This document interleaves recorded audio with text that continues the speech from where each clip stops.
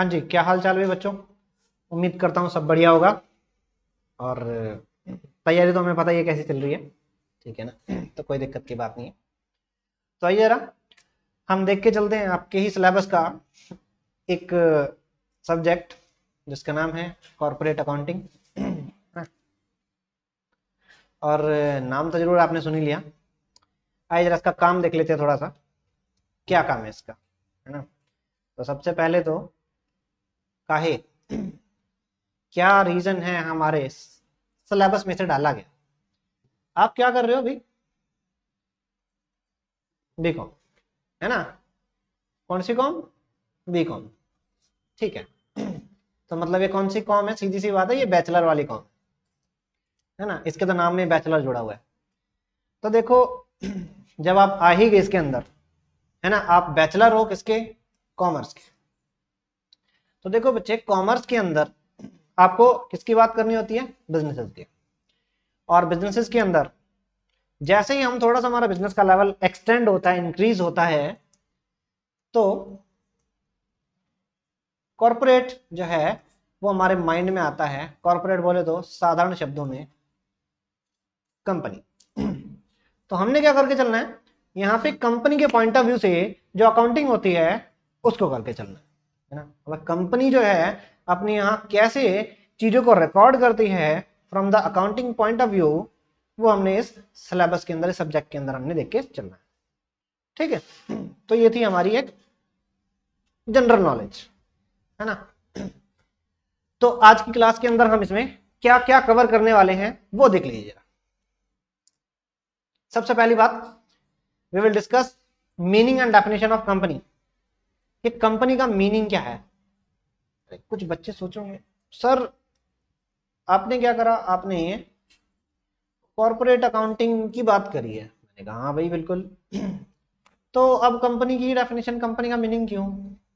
अभी आपसे बात की ना, कॉर्पोरेट को हम सिंपल लैंग्वेज में अगर कहना चाहें ना, तो डिटेल में उसे समझ लेंगे, ठीक है। कंपनीज एक्ट के पॉइंट ऑफ व्यू से भी देखेंगे उसको, क्या क्यों कैसे सब देखेंगे, ठीक है। बट वो क्या है ना, घर बनाने के लिए पहले नींव तो रखनी पड़ेगी ना, ठीक है। तो अभी हम बिल्कुल बेसिक्स से आ रहे हैं, हम बात कर रहे हैं कंपनी, क्योंकि कंपनी जो है वो कॉर्पोरेट का एक स्ट्रक्चर, ठीक है। तो हम सबसे पहले तो यही जानेंगे कि कंपनी क्या है और उसकी डेफिनेशन जो है वो क्या है as per the companies act, ठीक है। Then characteristics of company. हाँ जी, कंपनी की विशेषताएं क्या है, ठीक है। कंपनी का फायदा क्या है, क्योंकि कंपनी के अंदर झंझट ज्यादा है। अगर प्रोप्राइटरशिप हो तो उसके अंदर इतना कुछ खास झंझट है ही नहीं, ठीक है। बट अगर हम देखें कंपनी के अंदर, उसके अंदर रिटर्न्स भी काफी ज्यादा हैं, लीगल कंप्लायंसेस भी बहुत ज्यादा हैं। तो किस लिए है ये, वो इसकी विशेषताओं से हमें पता लगेगा, ठीक है। जैसे हम कहें कि कोट पैंट पहनने के क्या फायदे हैं। एक कोई सिंपल सा साधारण सा बच्चा है, वो कह रहा सर टी शर्ट में मजा आता है बिल्कुल, है ना, गर्मी नहीं लगती। तो देखो बच्चे, टी शर्ट का अपना एक फायदा है, उसकी अपनी एक विशेषता है, और कोट पैंट की अपनी एक विशेषता है ना। तो जब हम किसी भी चीज को देखेंगे कि हाँ वो चीज कैसी है, वो अच्छी है बुरी है क्या है, तो हमें उसे विशेषताओं से देखना होता है, उस सिचुएशन के अकॉर्डिंग देखना होता है, ठीक है। किन सिचुएशंस में क्या चीज बेटर है, वही उस चीज की विशेषता बताएगी, ठीक है। Okay, then kinds of company. Company कितने तरह की है? वैसे तो कंपनी बहुत तरह की है, ठीक है। बट अलग अलग हम व्यू से देखें तो कंपनी कितने तरह की हो सकती है, वो हम यहां पर देख के चलने वाले हैं। Okay, then share capital and their kinds, ठीक है जी। ये हमने देख के चलना है, शेयर कैपिटल कितने तरह की होती है, ठीक है। तो यही टॉपिक्स थे जो हमने करने हैं। तो सबसे पहला टॉपिक हमारा कौन सा है? Meaning and definition of company. तो आइए जरा उसी को देख के चलते हैं। A company is an artificial artificial बोले तो क्या?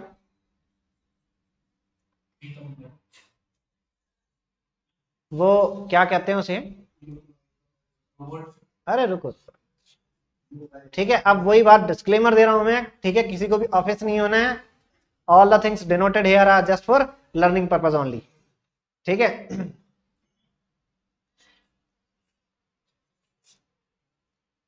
ये लेडीज हैं, ठीक है, ये इस चीज का बड़ा ख्याल रखती हैं कि वैसे कहीं आना जाना हो तो ज्वेलरी थोड़ा अलग पहनती हैं, और वैसे नॉर्मल कहीं बाजार में घूम के आना हो तो ज्वेलरी इनकी अलग होती है। अब वो कारण क्या है? उसके पीछे एक सस्ता सा देसी सा डायलॉग है यूपी का। वो कौन सा?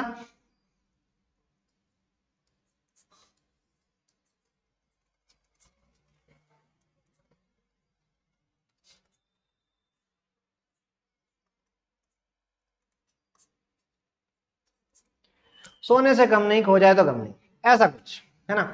तो ये क्या है? ये उसी की एक कॉपी दर्शा रहा है, ठीक है। मतलब यहां पे अगर हम समझें तो ये नकली चीज है, लेकिन उसके जैसी दिखने वाली रूबरू ऐसी चीज है कुछ, ठीक है। अगर हम इसे कंपनी के पॉइंट ऑफ व्यू से देखें, क्योंकि हमारा कंपनीज एक्ट जो है वो क्या कहता है? A company is an artificial person, company एक कृत्रिम व्यक्ति है। इसका मतलब क्या है? ये एक नकली है, लेकिन इसके अंदर विशेषताएं कैसी हैं? आदमियों वाली, ठीक है, इंसानों वाली इसके अंदर विशेषताएं। अब वो कैसे? थोड़ा सा इसको और आगे डिफाइन किया गया। क्रिएटेड बाय लॉ, किसने बनाया? कानून ने बनाया, ठीक है। अब कुछ बच्चे ऑफेंड हो जाएंगे, सर हमें तो किसी और ने बनाया। रुक जाओ भाई, रुक जाओ, है ना। कुछ ना कुछ तो अलग होगा ही ना, ठीक है। अब जो आपकी ओरिजिनल ज्वेलरी है वो आपकी गोल्ड एंड सिल्वर से बनती है, और जो आर्टिफिशियल है वो कुछ वेस्टेज से बनती है, ठीक है। तो डिफरेंस तो होता ही है। हमें किसी और ने बनाया, और इस व्यक्ति को किसने बताया? किसने बनाया? कानून ने, लॉ ने। हैविंग सेपरेट एंटिटी, इसकी भी अपने अलग अस्तित्व है, अलग इसका कुछ पहचान है। With a परपीचुअल succession and a common seal, इसकी एक मोहर भी है, जहां पे वो मोहर लगा दी जाती है, मान लिया जाता है कंपनी ने साइन कर दिए। परपीचुअल सक्सेशन है, मतलब ये चलने वाली, निरंतर चलने वाली, ठीक है। तो ये क्या है? मतलब कंपनी किस चीज से बन रही है? कुछ ऐसी चीजों से जो इसकी विशेषताएं। तो कंपनी सबसे पहली बात क्या है? एक कृत्रिम व्यक्ति, एक ऐसा नकली आदमी, एक ऐसा आदमी जो कानून ने तैयार किया है, लेकिन इसके अंदर आदमी वाले भी कुछ गुण हैं और उससे कुछ एक्स्ट्रा भी हैं। जैसे कुछ एक्स्ट्रा कैसे? जैसे एक person, a person can die, एक व्यक्ति की मृत्यु हो सकती है लेकिन कंपनी की नहीं होगी, ठीक है। एक व्यक्ति जो है वो बीमार पड़ सकता है, ठीक है, उसको नजला जुकाम हो सकता है, कंपनी को नहीं होता। हाँ, बट कंपनी को नजला जुकाम हो सकता है, वो कैसे होगा? कंपनी की हालत खराब चल रही हो, ठीक है, वो कुछ अलग सेंस। तो थोड़ा थोड़ा सा जो है, जो इनकी विशेषताएं हैं, ये इसे अलग बनाती है, ठीक है। तो ये क्या थी? ये कंपनी की बात। अब ये हम देख क्या रहे थे? हमने देखा था ये कंपनी के definition as per companies act 2013, ठीक है। एक मिनट, हाँ जी, हाँ, तो हम देख रहे थे ये डेफिनेशन जो है प्रोफेसर हैनी के हिसाब से। चलो एक बार हम उसके हिसाब से भी देख लेते हैं कंपनीज एक्ट के साथ। कंपनीज एक्ट का सेक्शन 220 क्या कहता है?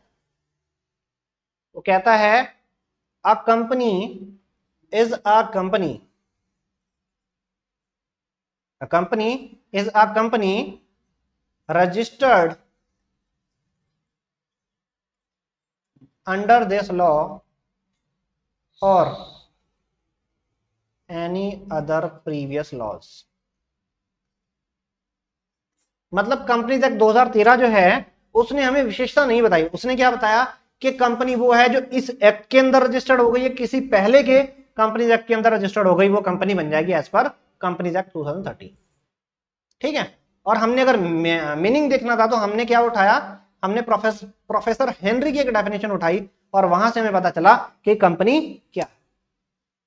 ठीक है जी, आई होप यहां तक सभी साथ साथ होंगे।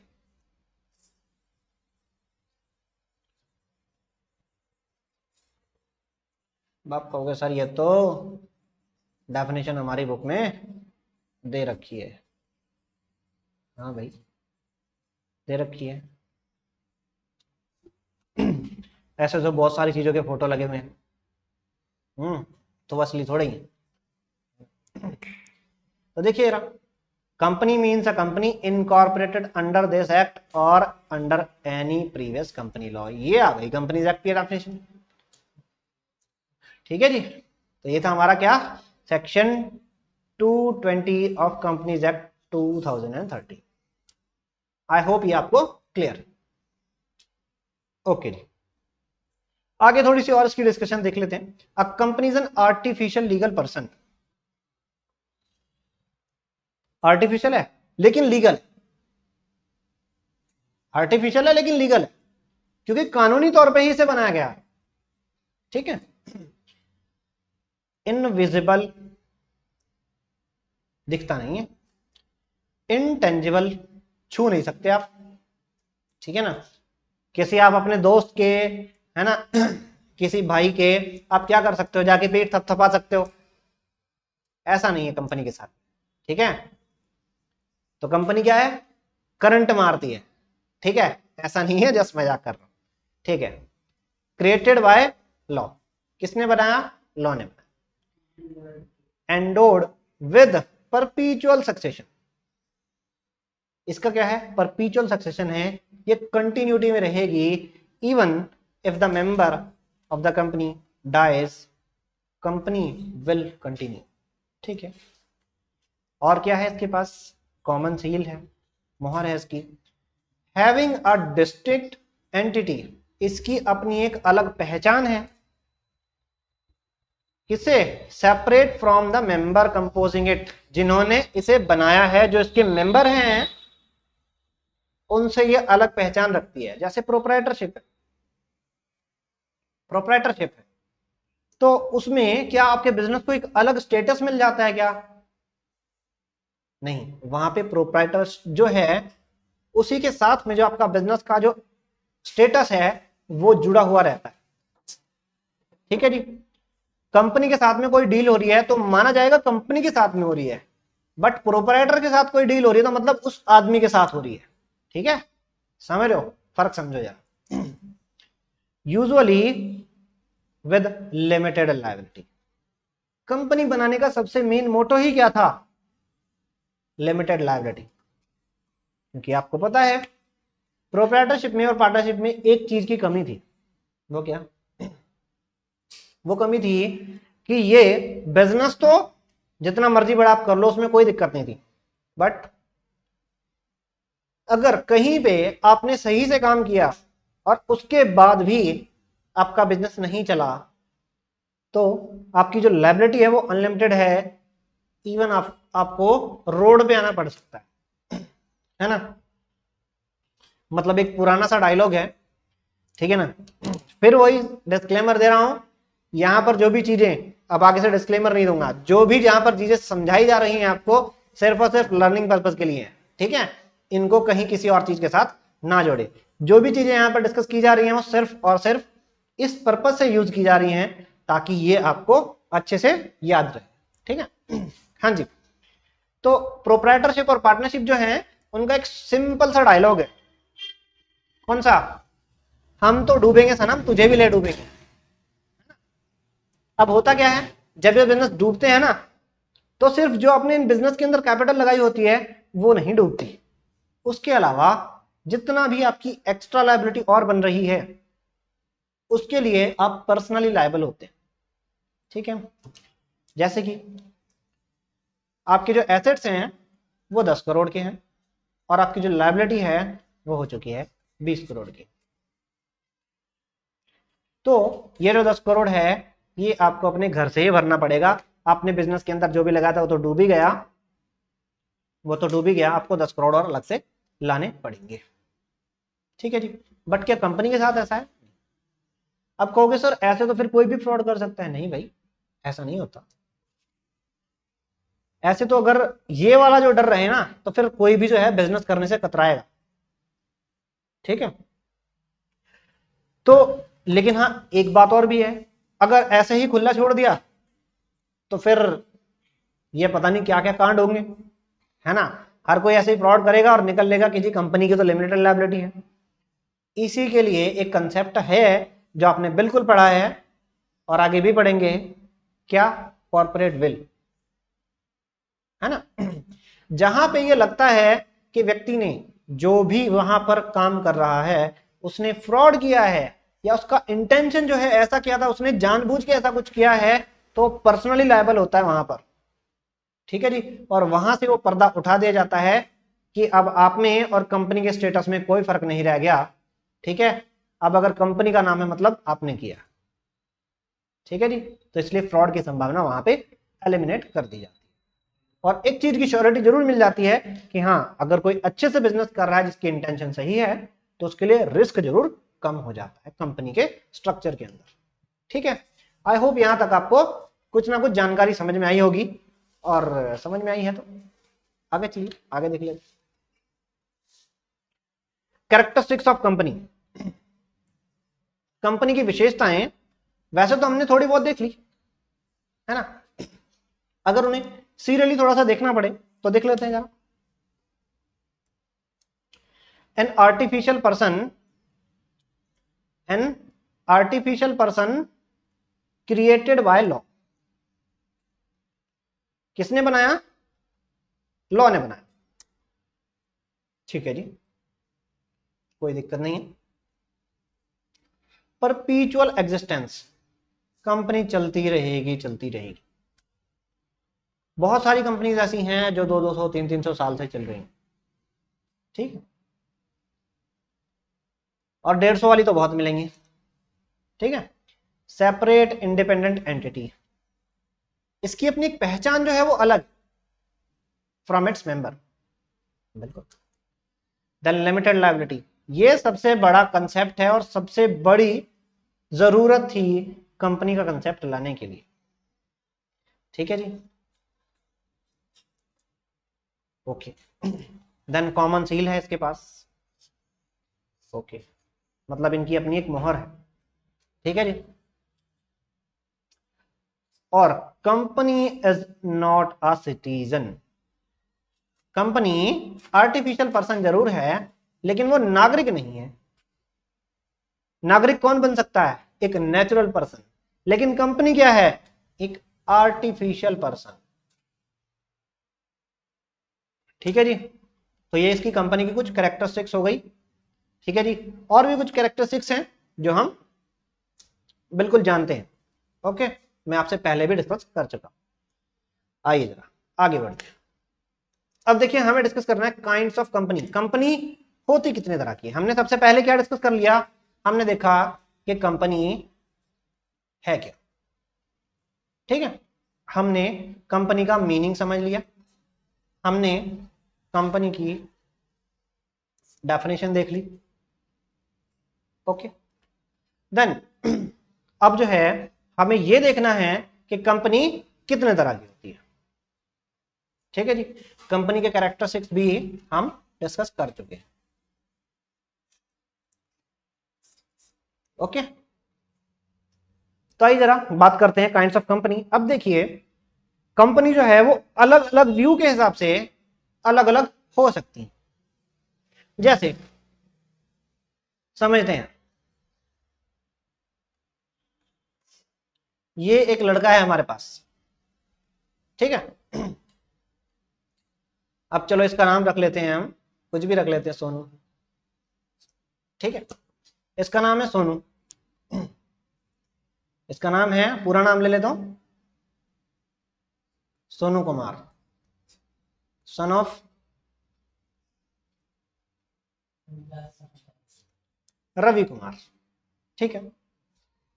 अब देखिए, इसी को हम पॉइंट आउट कर सकते हैं अलग अलग तरीके से।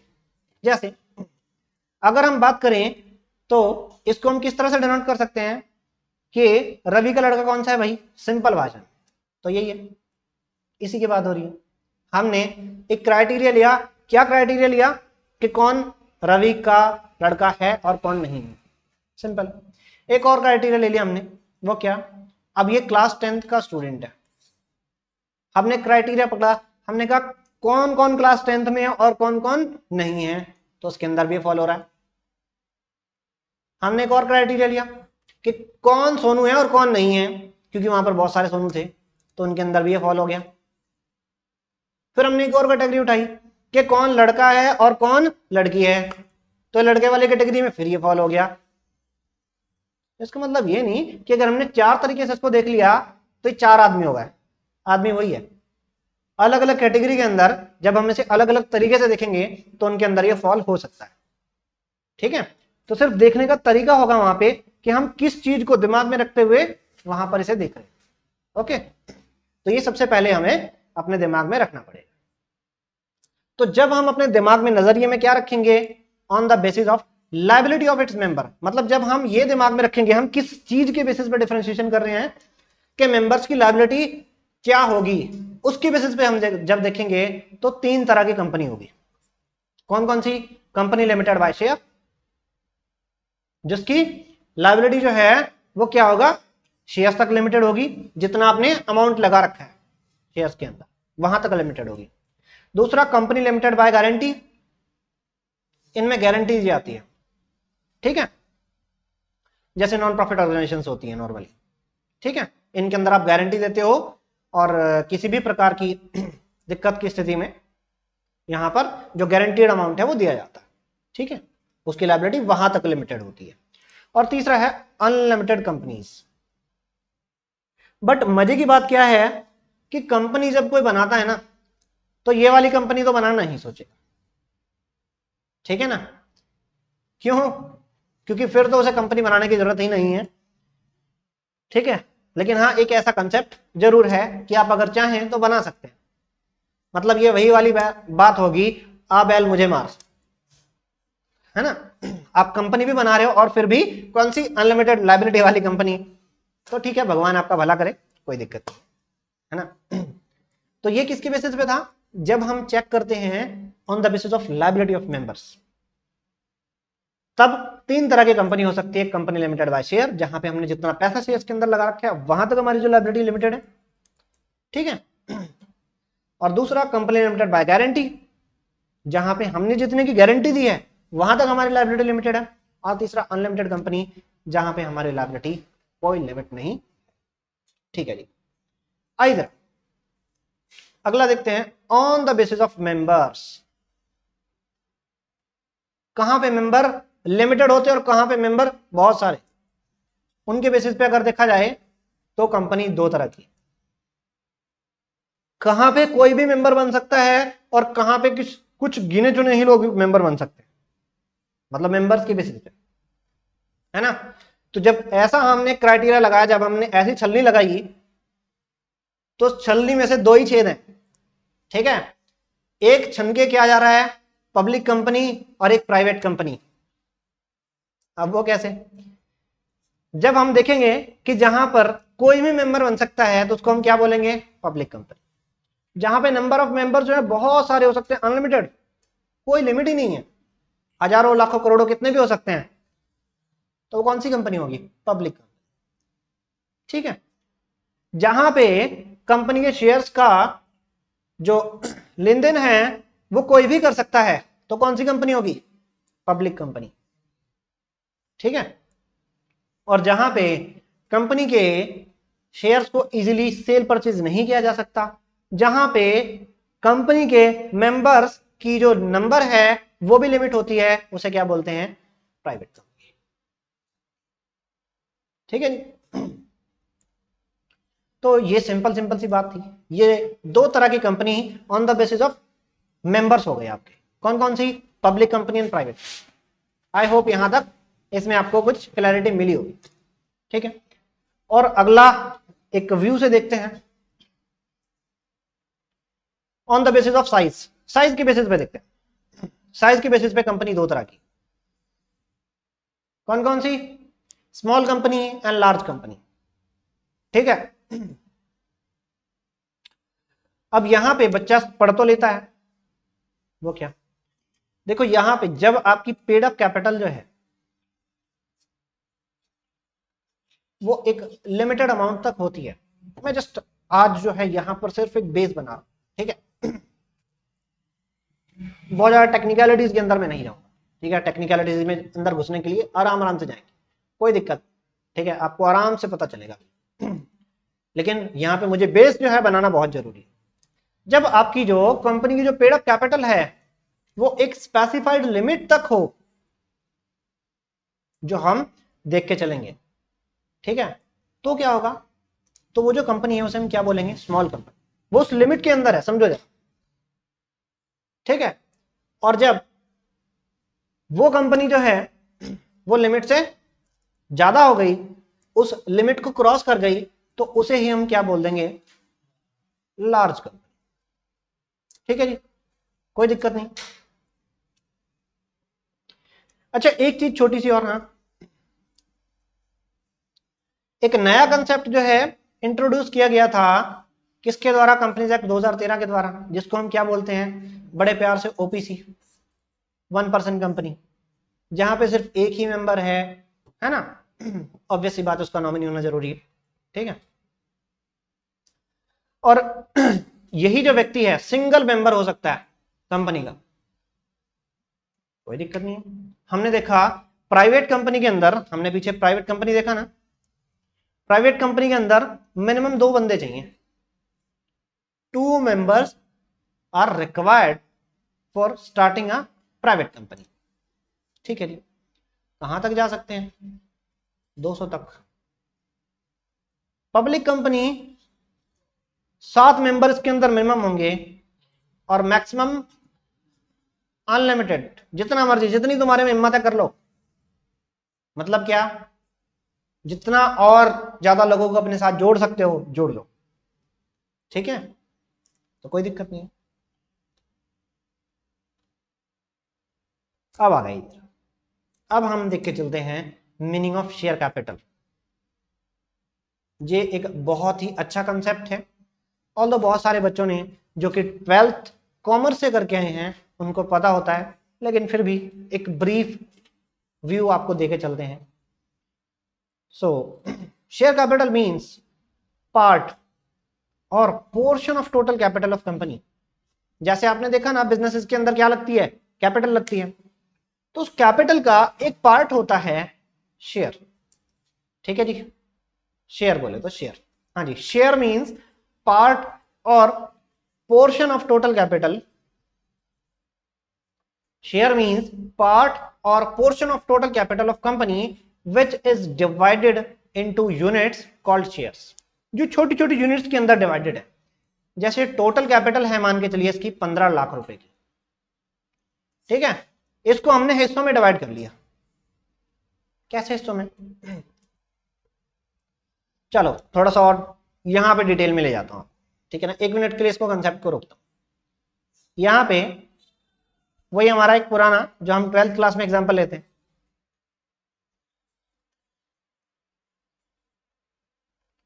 ये 2 व्यक्ति हैं यहां पर, ठीक है। अब ये चाहते हैं कि हम नेस्ले की चॉकलेट खाएं, कौन सी, 100 रुपए वाली, ठीक है जी। बट दिक्कत यह है कि इसके पास भी 100 रुपए नहीं है और इसके पास भी 100 रुपए नहीं, लेकिन इनका बड़ा जी कर रहा है कि यार चॉकलेट खाएं। अब क्या किया जाए, इनके दिमाग में आइडिया आता है, ये देखता है यार मेरे पास 60 रुपए पड़े, उसने भी अपनी जेब चेक की, उसके पास निकल आए 40। तो अब क्या कहते हैं कि भाई ऐसा कर लो, दोनों मिलकर ले आते हैं, अकेले अकेले से तो किसी से भी लाई नहीं जाएगी। क्या करते हैं, ये 100 रुपए की चॉकलेट लाते हैं इकट्ठा, अब ले आए, अब चॉकलेट तो ले आए, अब जिस जिस हिसाब से जिसने पैसे लगा रखे हैं उस हिसाब से उसको उतना ही पोर्शन मिलना चाहिए ना, वरना ये तो नाइंसाफी हो जाएगी ना। तो ये क्या करेंगे, ये कॉमन बेस ढूंढेंगे, चलो कॉमन बेस 1 मिनट के लिए रोको, अब वो भी समझते हैं। ये क्या करते हैं, ये अंदाजा लगाते हैं कि ले थोड़ी सी आधे से ज्यादा तू ले ले, है ना। अब उसके अंदर जो है हो सकता है कि इस वाले भाई साहब को ज्यादा चले जाए, इस वाले को कम मिल जाए। ये कह रहा है मैंने तेरे से 10 रुपए तो कम दिए, लेकिन तूने मुझे काफी कम दी चॉकलेट, मैं तो लेता, तूने तो रोंडी भी, है ना। तो दिक्कत हो सकती है। क्या किया जाए, एक ऐसा तरीका होना चाहिए जिससे कि बिल्कुल मैथमेटिकली वो चीज निकल आए और किसी को कोई चीज की कमी ना हो, न्याय संगत हो। तो इन्होंने क्या किया, एक कॉमन बेस ढूंढा यहां पर, ठीक है, यूनिट्स जिसे हम कह सकते हैं। तो इन्होंने क्या कॉमन बेस ढूंढा, ये कहते हैं देख हम क्या करते हैं 60 और 40 100, मतलब ये जो इसका कॉमन फैक्टर जो है अगर हम वो उठा लें 10, है ना, तो 10-10 रुपए के हम इसके टुकड़े कर लेते हैं। कितने टुकड़े हो जाएंगे, 1 2 3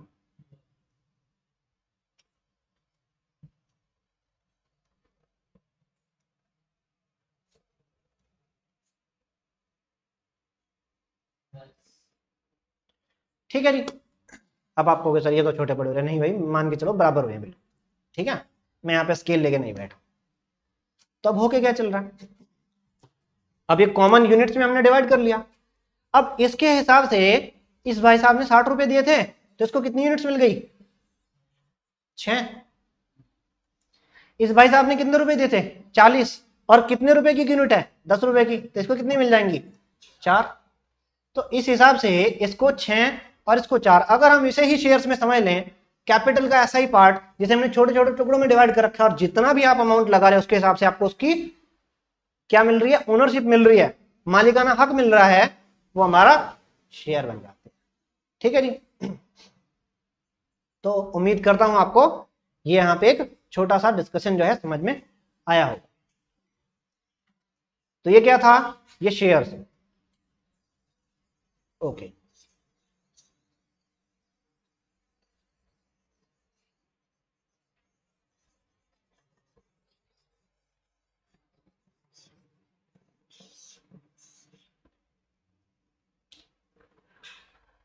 अब देखते हैं जरा kinds of share capital. Share capital कितने तरह की होती है, तो देखिए हमें पता है कंपनी के अंदर 2 मेन डॉक्यूमेंट होते हैं, क्या,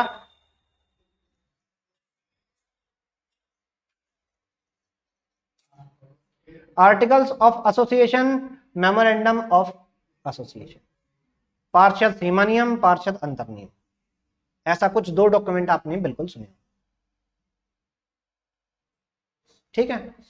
एमओए जो है आपका मेन डॉक्यूमेंट है सबसे, ये क्या करता है, ये कंपनी की शक्तियां निर्धारित करता है, कंपनी के कर्तव्य निर्धारित करता है। शक्तियां बोले तो पावर्स, राइट्स एंड ऑब्लिगेशंस, सब कुछ ये डिफाइन कर देता है। कंपनी इसके बाहर काम ही नहीं कर सकती। यहां पर कुछ क्लॉजेस होते हैं जो कि मैंडेटरी हैं जब भी एक व्यक्ति या कुछ व्यक्ति एक कंपनी को स्टार्ट करते हैं। तो वहां पर एक क्लॉज होता है, कौन सा क्लॉज, कैपिटल क्लॉज। उसके अंदर हमें कुछ सूचना देनी होती है, किसको, रजिस्ट्रार को। रजिस्ट्रार कौन होता है, एक ऐसा व्यक्ति जिसके पास अपने एरिया की सभी कंपनीज का हिसाब किताब होता है। सिंपल भाषा में उसको हम क्या बोलते हैं, रजिस्ट्रार, ठीक है। तो उसके अंदर हमने सूचना दी, वो सूचना जो है वो क्या है कि हमारी कंपनी की शेयर कैपिटल ज्यादा से ज्यादा इतनी होगी, उसको क्या बोलते हैं, authorised share capital, okay. Authorise share capital होगी। अब होके क्या चलता है, उस ऑथोराइज शेयर कैपिटल का क्या हम पूरा का पूरा हिस्सा जो है इशू कर देते हैं, नहीं करते हैं। जितना हिस्सा हम इशू कर देते हैं उसे क्या बोल दिया जाता है, इश्यूड शेयर कैपिटल, और जो नहीं किया उसे अनइश्यूड कैपिटल, ठीक है जी। रुकिए जरा, जस्ट अ सेकेंड, मुझे इसे चार्ट पे ले लेने दो जरा। हाँ जी, यहाँ पे देखते हैं जरा।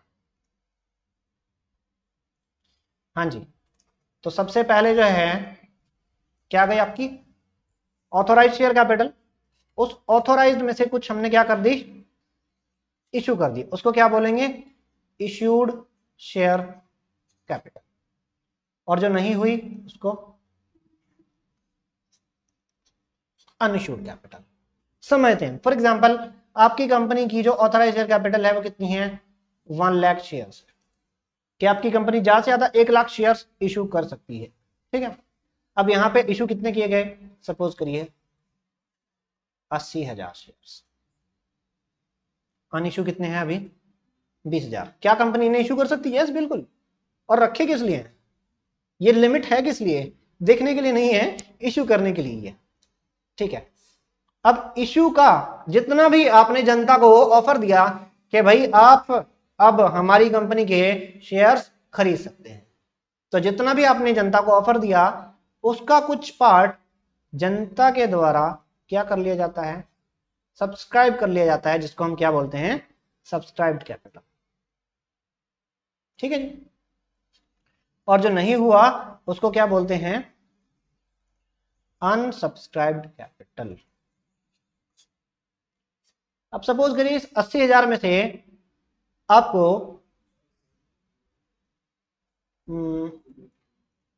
75,000 एप्लीकेशन आई,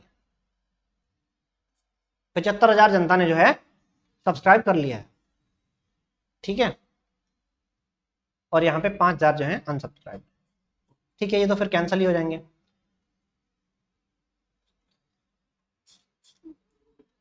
ठीक है।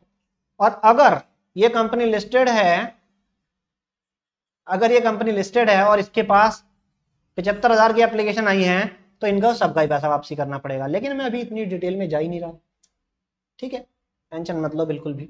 अभी के लिए हम क्या मान के चल रहे हैं कि सब कुछ ठीक ठाक चल रहा है, एक नॉर्मल कंपनी, ठीक है। तो 75,000 एप्लीकेशन आ गई।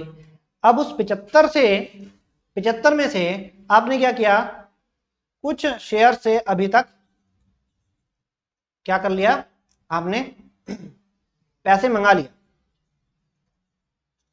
है ना। अब ये सपोज करो 75,000 शेयर जो हैं ये 10 रुपए वाले हैं, ठीक है। जस्ट सॉरी 1 मिनट रुको जरा, एक चीज और रह गई यहां पर छोटी सी।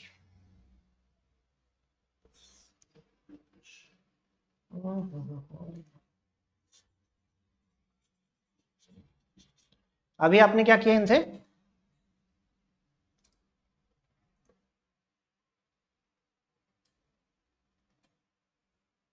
पैसे मांगे, ठीक है। तो उसको क्या बोलेंगे, कॉल्ड अप कैपिटल। और जो पैसे नहीं मांगे तो उसको क्या बोलेंगे, अनकॉल्ड कैपिटल, ठीक है। तो आपने क्या किया, यहां से सपोज करिए इनसे जो है 75,000 से ही आपने 5 रुपए के हिसाब से पैसा मांग लिया, ठीक है। 5 रुपए के हिसाब से, 10 रुपए का शेयर था, लेकिन कितने रुपए मांगे, 5 रुपए मांगे।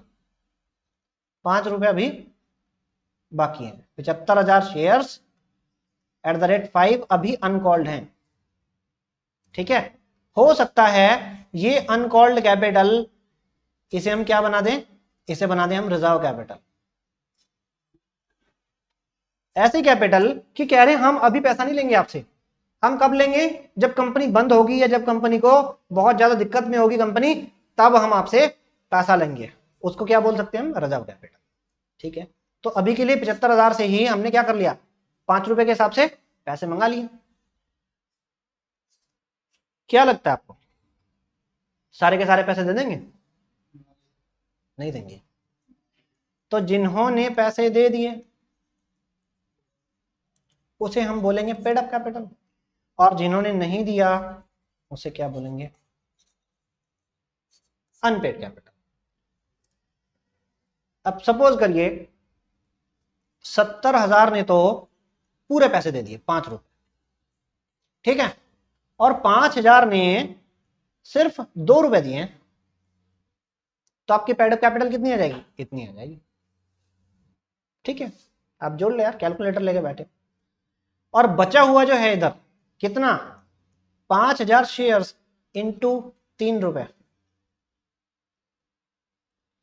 15,000 रुपए। ये आपका क्या है? ये आपकी अनपेड कैपिटल है, इन्होंने आपको पैसे नहीं दिए, ठीक है। और जब कोई पैसा नहीं देता है तो फिर आप क्या करते हो? उनको क्या देते हो? नोटिस। नोटिस के बाद वो क्या करते हैं? घबरा जाते हैं, है ना। फिर क्या करते हैं? भागे भागे आते हैं, किसके साथ? इंटरेस्ट के साथ। और अगर नहीं घबराते तो कोई बात नहीं, फिर उनका तार काट दिया जाता है। तार बोले तो उनके जो शेयर्स हैं वो जब्त कर लिए जाते हैं, ठीक है। तो ये थोड़ा सा जो है आपने पढ़ा होगा 12th के अंदर, उसी के साथ लिंकेज हो रहा होगा, ठीक है।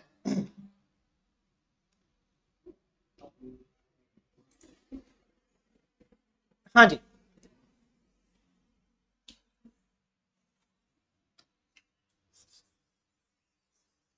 तो जस्ट हमने यहां पर